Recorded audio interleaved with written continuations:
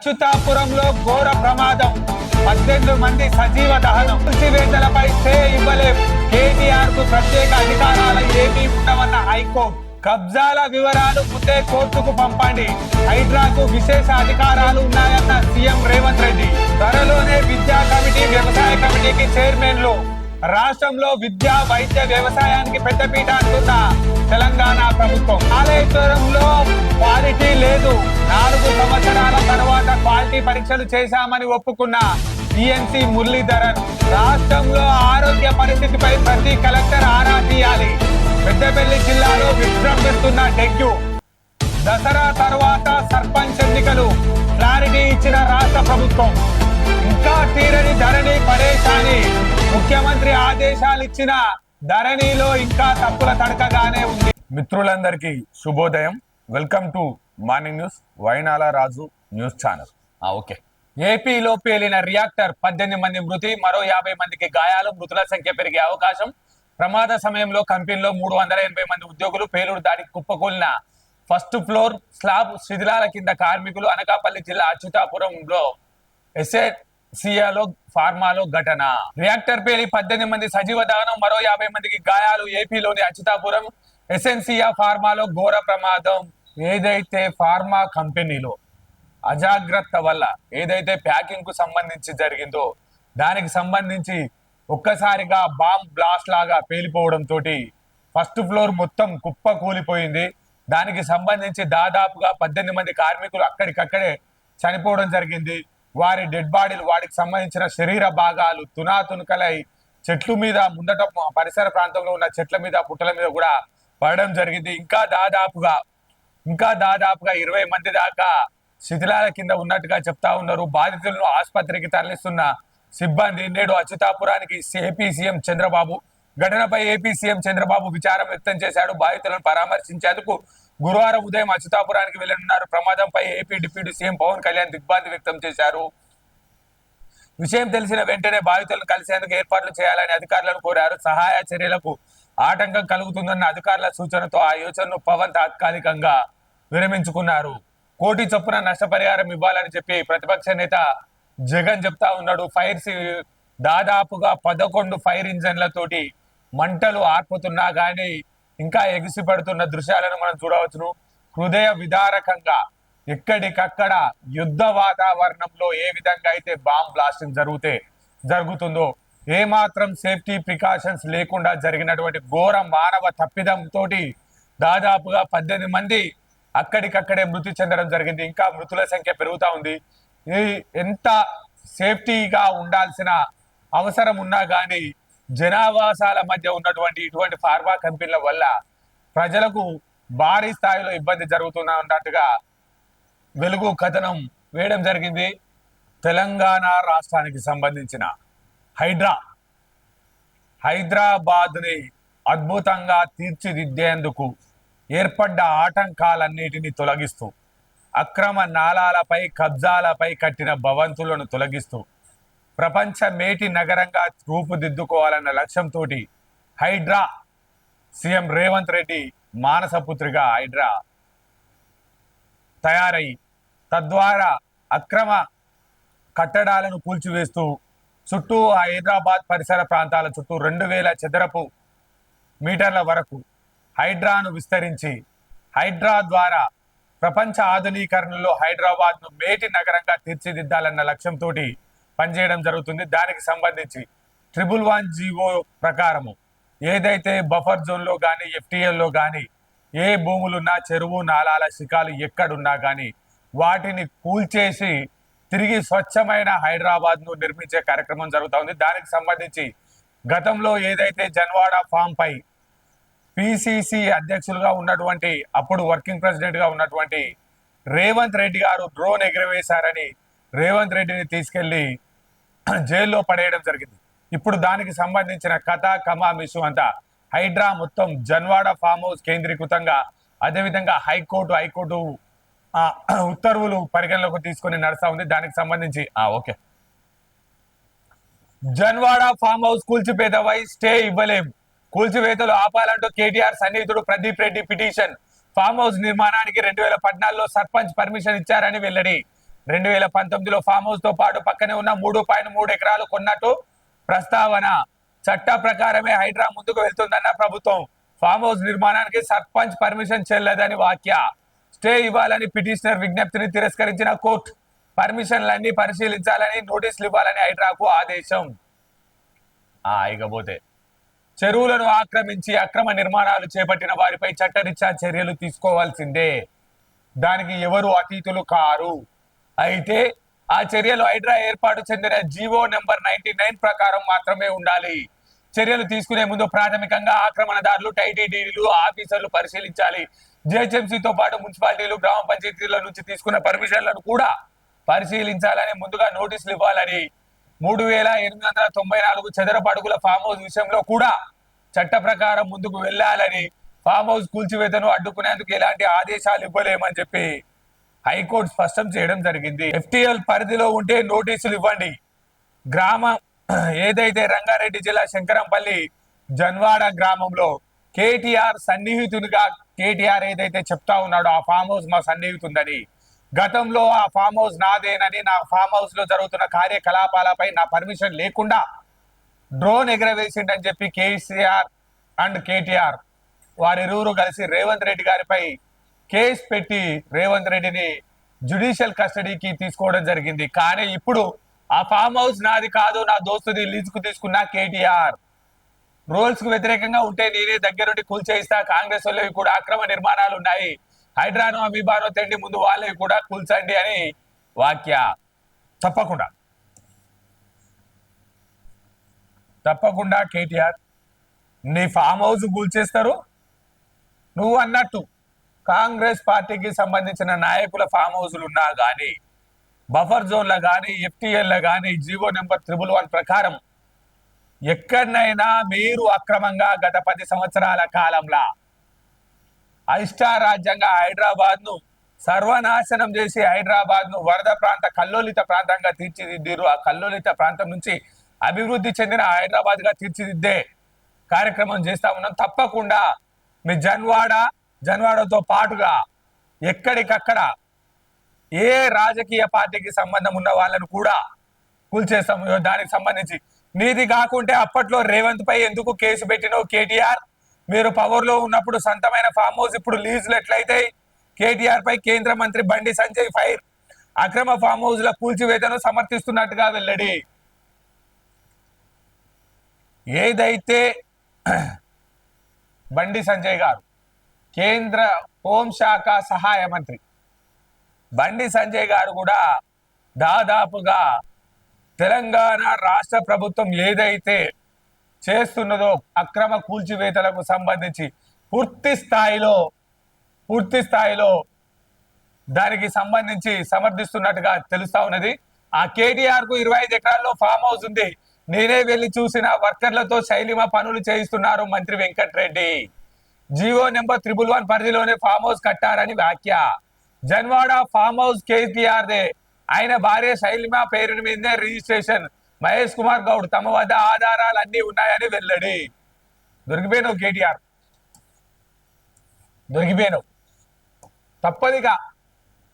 ఎందుకంటే ప్రభుత్వం నీది నాది అని కాదు, హైదరాబాద్ ను క్లీన్ గా ఉండాలని చూస్తా ఉంది. హైదరాబాద్ ను అత్యంత సమస్య లేని ప్రాంతంగా గ్లోబల్ సిటీగా తీర్చిదిద్దాలన్న లక్ష్యంతో పనిచేస్తా ఉంది.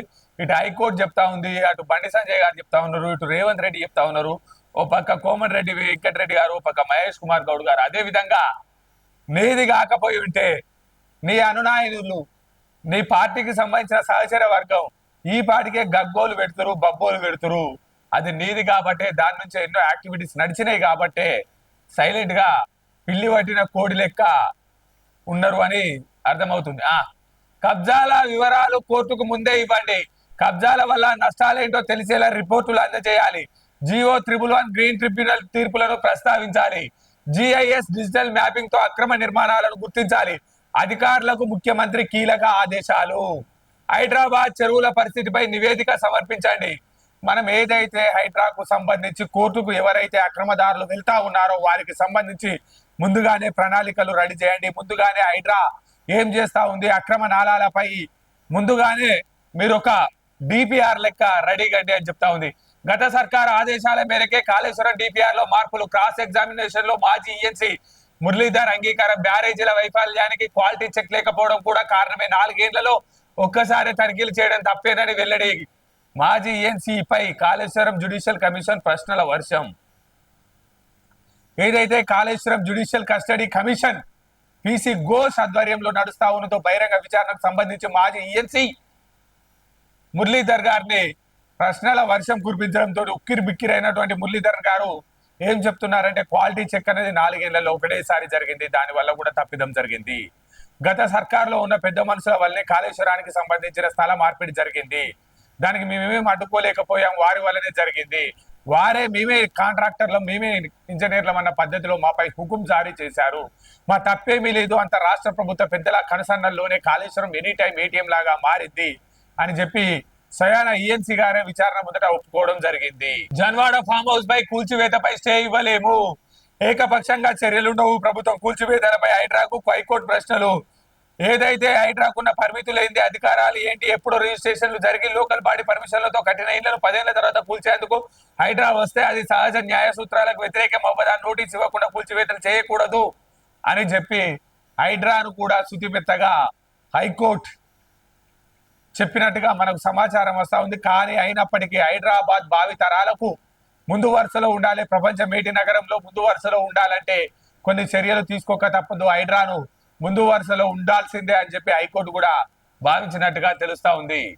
ఏదైతే మణికొండ మున్సిపాలిటీ చిత్రపురి కాలనీలో కూడా నివాసాలను విల్లాలను నేలమట్టం చేస్తున్నటువంటి హైడ్రాని మనకు ఇంకోటి వస్తా ఉన్నది. అదే విధంగా వానాకాలం సాగు 1 కోటి ఎకరాలు దాటింది, రాష్ట్ర వ్యాప్తంగా ఖరీఫ్ లో 1.01 కోట్ల ఎకరాల్లో పంట, 40 లక్షల ఎకరాల్లో వరి, 42 లక్షల ఎకరాల్లో పత్తి, 2 లక్షల ఎకరాలు తగ్గిన పత్తి, పడిపోతున్న నూనె గింజల సాగులో నల్గొండ టాప్, మేడ్చల్ లాస్ట్, 100% సాగు జిల్లాల్లో 3 జిల్లాల్లోనే రాష్ట్ర ప్రభుత్వానికి వ్యవసాయ శాఖ నివేదిక.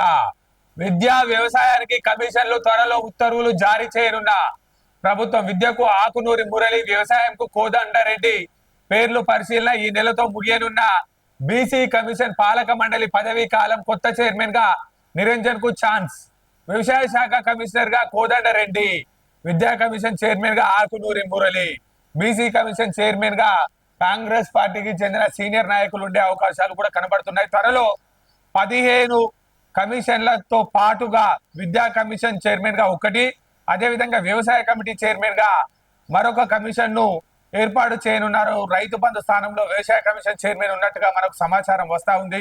తద్వారా వ్యవసాయ ఉత్పత్తి విధానాలకు, అదేవిధంగా విద్యా ప్రమాణాలకు సంబంధించి ఆకునూరి మురళి గారిని గత జగన్ సర్కార్ ఆంధ్రప్రదేశ్ రాష్ట్రానికి సంబంధించి చైర్మన్ గా నియమించుకొని ఆంధ్రప్రదేశ్ లో విద్యా దీవెన పథకానికి కూడా అంకురార్పణ చేయడం జరిగింది.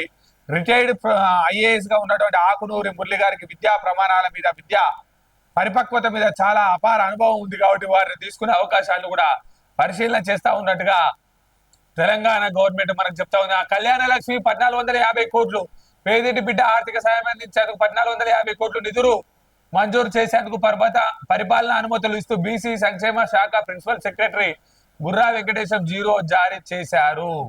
కేసీఆర్ ఎవరిని ఎదగనీయలేదు, కేటీఆర్ దమ్ముంటే నిరూపించు, లేదంటే పరువు నష్టం దావా వేస్తా, చట్ట ప్రకారమే నా ఫామ్ హౌస్ నిర్మాణం, తప్పుడు ప్రచారం చేస్తే ఊరుకునేది లేదు, కేటీఆర్ ఫ్రస్ట్రేషన్ లో ఉన్నాడు. కేటీఆర్ కొద్దిగా ఆందోళనకరంగా కనిపిస్తా ఉన్నాడు గడిచిన 10 సంవత్సరాల కాలంలో. కేటీఆర్, కేసీఆర్, హరీష్, తానిక్ రావు, కవిత ఇంత ఆందోళనకరమైన పరిస్థితిని మునుపెన్నడూ చవి చూడని విధంగా కనిపిస్తా ఉన్నది. వారు పాపం భయాందోళనలో ఉన్నట్టుగా కనిపిస్తా ఉన్నది. వారు చేసిన తప్పులు వారిని పట్టి పీడిస్తున్నాయన్న భయంతో వారు ఎటు బయటికి వెళ్ళలేని పరిస్థితుల్లో హైకోర్టును ఆశ్రయిస్తే హైకోర్టు కూడా వారికి మొట్టికాయలు వేసినట్టుగా మనకు సమాచారం అందుతా ఉంది. ఇంకా వారు చేసేదేమి లేదు, వారు ప్రజల వద్దకు వచ్చి జరిగింది తప్పు ఒప్పు పూర్తి స్థాయిలో ప్రజలకు చెప్పి జరిగిన దానికి క్షమాపణ కోరితే తప్ప తెలంగాణ సమాజం వారిని ఉపేక్షించేటట్టుగా కనిపిస్తలేదు. ఇకపోతే ఫామ్ హౌస్ పై ఎందుకంత ప్రేమ, కేటీఆర్ ను ప్రశ్నించిన ఏలేటి. జన్వాడ ఫామ్ హౌస్ కేటీఆర్, ఆయన భార్య శైలిమ పేరు మీదే రిజిస్ట్రేషన్ మహేష్ కుమార్ గౌడ్ తమ వద్ద అన్ని ఆధారాలు ఉన్నాయని వెల్లడి. ఫామ్ హౌస్ పై కోర్టుకు ఎందుకు వేయండు? కేటీఆర్ సమాధానం చెప్పాలి. ఎంపీ చామల కిరణ్ రెడ్డి నీది కాకుంటే అప్పట్లో రేవంత్ పై ఎందుకు కేసు పెట్టావు? బండి సంజయ్ కేటీఆర్ కు 25 ఎకరాల్లో ఫామ్ హౌస్ ఉంది. మహిళల భద్రత కోసం కోర్ కమిటీ ఏర్పాటు చేశాం. మంత్రులు అధికారులే సభ్యులుగా ఉంటారు. మంత్రి సీతక్క గత సర్కార్ ఆదేశాల మేరకే కాళేశ్వరం డిపిఆర్ లో మార్పులు లోపాలు జరిగినాయి. 2016 జూన్ లో బ్యారేజ్ నిర్మాణ పనులు ప్రారంభించగా 2019 జూన్ లో పనులు జరిగిన తర్వాత నవంబర్ వరదల అనంతరం గేట్లు మూసినప్పుడు లోపాలు బయటపడ్డాయని, ఆ సమయంలో ఏ చర్యలు తీసుకోవాలని దానిపై ఏమైనా ఆదేశాలు ఇచ్చారా అని మురళీధర్ ను కమిషన్ ప్రశ్నించింది. బ్యారేజీల డిజైన్లు సిద్ధం చేయడానికి ముందు నమూనా అధ్యయన జరిగాయా, జియో టెక్నికల్ జియో ఫిజికల్ పరీక్షలు చేశారా అని అడిగింది. మురళీధర్ స్పందిస్తూ టెస్టులకు తగిన సమయం తీసుకోలేదని, ఏమేమి లోపాలు జరిగాయో వాటిని సరిచేయాలని మాత్రమే ఆదేశాలు ఇచ్చామని చెప్పారు. పనులు జరుగుతున్న క్రమంలో అంచనాలను డ్రాయింగ్లను సవరించారా, డిజైన్లు డ్రాయింగ్లకు మధ్య తేడాలున్నాయా, వీడు జారీ చేసిన తర్వాత అన్నారం సుందిల్లో జరిగినట్టుగా ఏమున్నాయని చెప్పి సీక్రెట్ ఫైల్స్ ఎందుకు వాడారని కమిషన్ ప్రశ్నించింది. తెలంగాణలో ఆదిలాబాద్ విష జ్వరాల పాటిల్ట. ప్రైవేట్ హాస్పిటల్స్ డెంగ్యూ కేసుల లెక్కలేవి. ర్యాపిడ్ టెస్టులతో డెంగ్యూ నిర్ధారిస్తున్న వైనం. వైద్య ఆరోగ్య శాఖకు కేసుల రిపోర్టు పంపని హాస్పిటల్స్ జ్వరాలను క్యాచ్ చేసుకున్నటువంటి యాజమాన్యాలు వివరాలు పంపాలని కలెక్టర్ ఆదేశాలు. జిల్లా వ్యాప్తంగా 63 కేసులన్నీ సర్కార్ దవాఖానలోనే. 63 డెంగ్యూ పాజిటివ్లు ఆదిలాబాద్ లో నమోదైతే 63కు 63 ఏదైతే ప్రభుత్వ దవాఖానలోనే డెంగ్యూ పాజిటివ్లుగా తెలిసినాయి. మరి ప్రైవేట్ హాస్పిటల్లో ఉన్నటువంటి రోగుల పరిస్థితి ఏంది?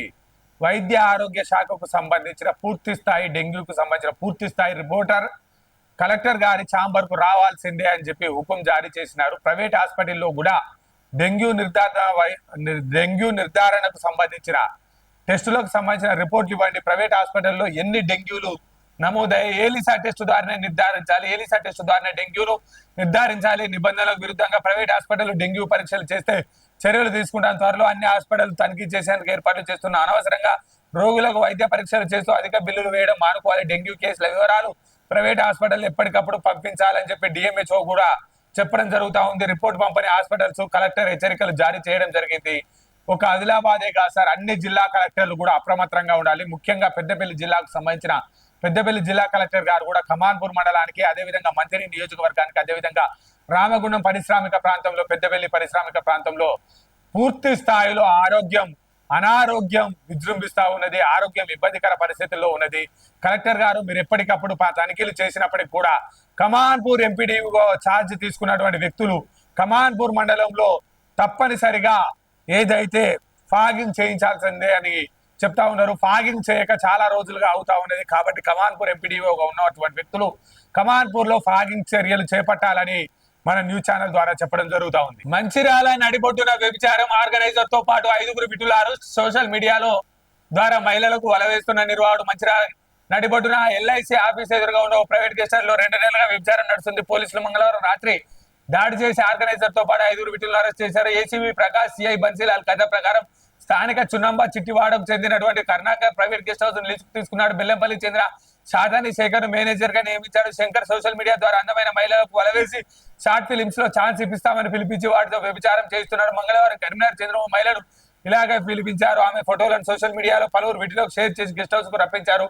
వారితో గడిపితే షార్ట్ ఫిలిమ్స్ లో ఛాన్స్ ఇస్తారని చెప్పడంతో ఒప్పుకుంది. శంకర్ ఒక్కొక్కరి దగ్గర 2,000 వసూలు చేశారు. సమాచారం అందుకున్న పోలీసులు మంగళవారం అర్ధరాత్రి గెస్ట్ హౌస్ పై దాడి చేసి శంకర్ తో పాటు విటులు కొప్పర్తి నవీన్, దేవ పోచమల్లు, గండి రమేష్, కొలిపాక రాజశేఖర్, గొల్లపల్లి శేఖర్ లను అరెస్ట్ చేశారు. బాధితురాలిని సఖీ సెంటర్లు తరలించి ఆమె కుటుంబ సభ్యులకు అప్పగించారు. ఈ వ్యవహారంలో పాత్ర వహించిన గెస్ట్ హౌస్ నిర్వాహకుడు కరుణాకర్ ను సైతం పోలీసులు అదుపులోకి తీసుకున్నారు.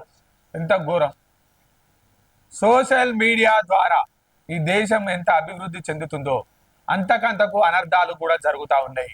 దయచేసి ఎక్కడికక్కడ ప్రాథమిక సమాచారాన్ని పోలీసులకు ఇవ్వాల్సిందిగా, ఈ రాష్ట్రాన్ని క్రైమ్ రహిత రాష్ట్రంగా తీర్చిదిద్దాలన్న లక్ష్యంతో పోలీసు చేస్తున్న పనులకు మనం మన వంతుగా పనిచేయాల్సిందిగా కోరుతా ఉన్నాం. రుణమాఫీ కాని వారు గ్రీవెన్స్ లో అప్లై చేసుకోవాలి.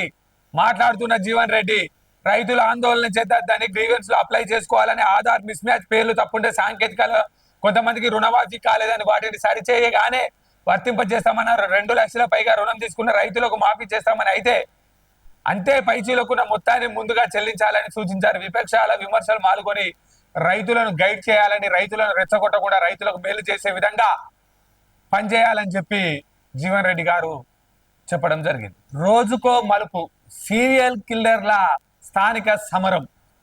ఒకరోజు 2 నెలల తర్వాత ఉంటుందని, ఒకరోజు 10 రోజులలో వస్తుందని, సెప్టెంబర్ చివరి వారంలో వస్తుందని, నవంబర్ మొదటి వారంలో వస్తుందని, లేకపోతే డిసెంబర్ చివరి వారంలో వస్తుందని, లేదంటే స్పెషల్ ఆఫీసర్ల పాలన మరో 6 నెలలు జరుగుతుందని రసవత్తరంగా రాజకీయ చదరంగానికి సంబంధించి స్థానిక సంస్థల ఎన్నికల ప్రక్రియ నడుస్తూ ఉంది. దానికి సంబంధించి దిశ మెయిన్ కథనం ఇచ్చిన దసరా తరువాత సర్పంచ్ ఎన్నికలు, ఈలోపు ఓటర్ల తుది జాబితా ఫైనల్, రిజర్వేషన్లు సైతం కొలిక్కి బీసీ రిజర్వేషన్ల పెంపు పైన సమాలోచనలు, plan A plan B ready చేస్తున్న ఆఫీసర్లు, ఆలస్యం అయితే కేంద్రం నుంచి వచ్చే నిధులు కట్, నోటిఫికేషన్ ఇచ్చిన 10 రోజుల్లోనే పూర్తి చేయాలని సర్కార్ ఆలోచన, వచ్చే నెల 6న డ్రాఫ్ట్ ఓటర్ లిస్టు విడుదల, వార్డులు పంచాయతీల వారీగా ప్రదర్శన, 7-13 తేదీల మధ్య అభ్యంతరాల స్వీకరణ, 9-10 తేదీల్లో పార్టీ ప్రతినిధులతో మీటింగ్, సెప్టెంబర్ 21న తుది ఓటరి జాబితా రెడీ,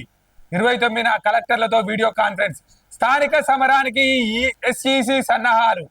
రాష్ట్రంలో దసరా తర్వాత సర్పంచ్ ఎన్నికలు నిర్వహించే అవకాశం ఉంది. నోటిఫికేషన్ జారీ చేసిన 10 రోజుల్లోనే ఎన్నికల ప్రక్రియను పూర్తి చేయాలని ప్రభుత్వం భావిస్తుంది. అంతలోపు ఓటర్ల ప్రక్రియ, తుది జాబితాపై రిజర్వేషన్ల ప్రక్రియను పూర్తి చేయడంపై ఫోకస్ పెట్టింది. బీసీ రిజర్వేషన్ల పెంపు పైన సమాలోచనలు చేస్తున్నది.